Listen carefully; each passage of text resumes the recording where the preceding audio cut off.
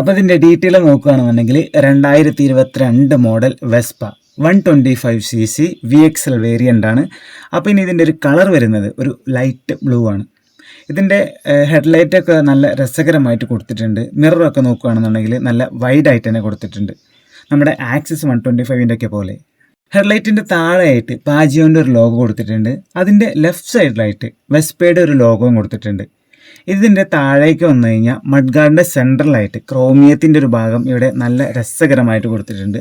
അപ്പോൾ ഇതാണ് ഇതിൻ്റെ അലൈവീൽ നോക്കുകയാണെന്നുണ്ടെങ്കിൽ ഇതൊരു 5 സ്പോക്ക് അലൈവീലാണ്.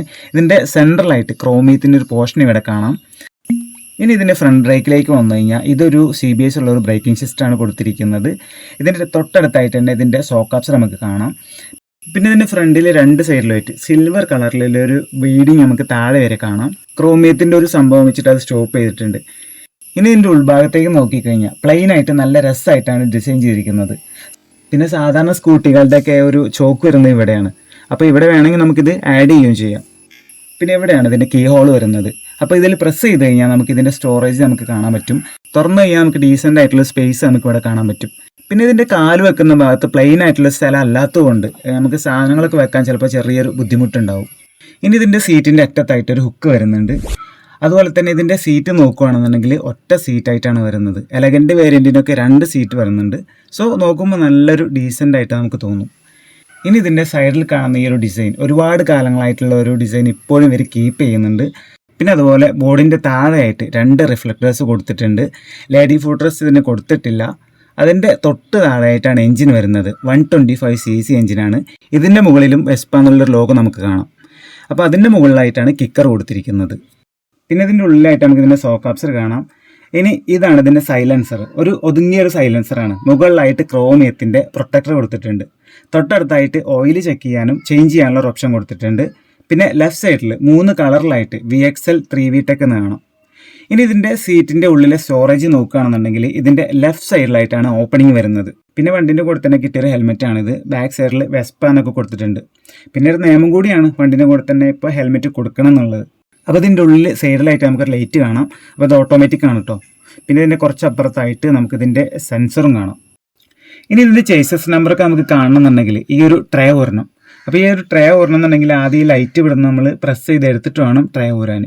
അങ്ങനെ ഓപ്പൺ ആക്കി കഴിഞ്ഞാൽ നമുക്ക് ഇതിൻ്റെ എഞ്ചിന് കാണാം. തൊട്ടടുത്തായിട്ട് നമുക്ക് ഇതിൻ്റെ സ്റ്റാർട്ടിംഗ് മോട്ടർ കാണാം. അപ്പോൾ ഈ കാണണം കേട്ടോ പെട്രോൾ ടാങ്ക്. 7 ലിറ്റർ കൊള്ളാവുന്ന ഒരു പെട്രോൾ ടാങ്ക് ആയതുകൊണ്ടാണ് ഡിക്കിയിൽ അത്രയും സ്പേസ് കുറഞ്ഞു പോയത്. പിന്നെ ഇതിൻ്റെ ഉള്ളിലായിട്ടാണ് ബാറ്ററി ഒക്കെ കൊടുത്തിരിക്കുന്നത്. അത്യാവശ്യം നല്ല നീറ്റായിട്ട് തന്നെ കൊടുത്തിട്ടുണ്ട്. പിന്നെ അതിൻ്റെ തൊട്ടടുത്തായിട്ട് തന്നെ ചാർജിങ് സോക്കറ്റ് കൊടുത്തിട്ടുണ്ട്. അപ്പോൾ ഈ VXL വേരിയൻറ്റിൻ്റെ താഴെയുള്ളതിനൊന്നും ഈ ചാർജിങ് സോക്കറ്റ് വരുന്നില്ല കേട്ടോ. പിന്നെ ഹാൻഡിൽ ബാറൊക്കെ നോക്കിക്കഴിഞ്ഞാൽ അത്യാവശ്യം നല്ല നീറ്റായിട്ട് തന്നെ കൊടുത്തിട്ടുണ്ട്. ബ്രേക്കിംഗ് ലിവേഴ്സൊക്കെ നല്ലൊരു സിൽവർ കളറിലാണ് കൊടുത്തിരിക്കുന്നത്. അതുപോലെ ഹാൻഡിൽ ബാറിൻ്റെ റൈറ്റ് സൈഡിലായിട്ട് മോഡ് സെലക്ട് ചെയ്യാനുള്ള ബട്ടണും അതുപോലെ തന്നെ ലൈറ്റ് ബട്ടണും പവർ ബട്ടണും കാണാം. ഈ മോഡിലാണ് നമ്മൾ ടൈമും അതുപോലെ തന്നെ ട്രിപ്പൊക്കെ സെറ്റ് ചെയ്യുന്നത്. ഹാൻഡിൽ ബാറിൻ്റെ ലെഫ്റ്റ് സൈഡിലായിട്ട് ഹൈ ബീമും ലോങ് ബീമും ഉള്ള ബട്ടണും അതുപോലെ തന്നെ ഇൻഡിക്കേറ്ററിൻ്റെ ബട്ടണും ഹോണിൻ്റെ ബട്ടണും കൊടുത്തിട്ടുണ്ട്. ഇവിടെ എഞ്ചിൻ്റെ വാർണിംഗ് ലൈറ്റ് കൊടുത്തിട്ടുണ്ട്. സെൻട്രലായിട്ട് വെസ്പയുടെ ക്രോമിയം ലോഗോ കൊടുത്തിട്ടുണ്ട്. താഴെ നമുക്കതിൻ്റെ ഡിജിറ്റൽ സ്ക്രീൻ കാണാം. പിന്നെ അതുപോലെ ഫ്യൂവലിൻ്റെ കട്ടകളൊക്കെ നമുക്കിവിടെ കാണാം. പിന്നെ നമുക്കിതൊന്ന് സ്റ്റാർട്ട് ചെയ്ത് നോക്കാം.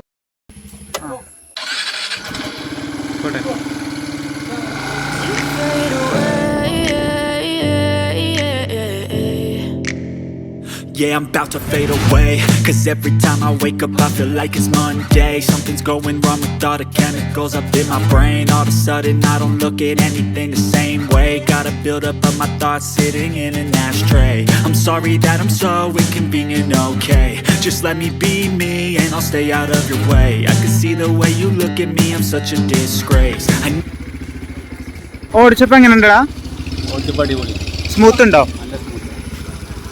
എന്തെങ്കിലും വേറെ എന്തെങ്കിലും വെറൈറ്റി ആയിട്ട് വേണോ സാധാ സ്കൂട്ടിനെക്കാട്ടിലും? പവർ ഉണ്ട് അല്ലേ? ആക്സിസിന് എത്ര പവർ ഉണ്ടോ? ഓക്കെ.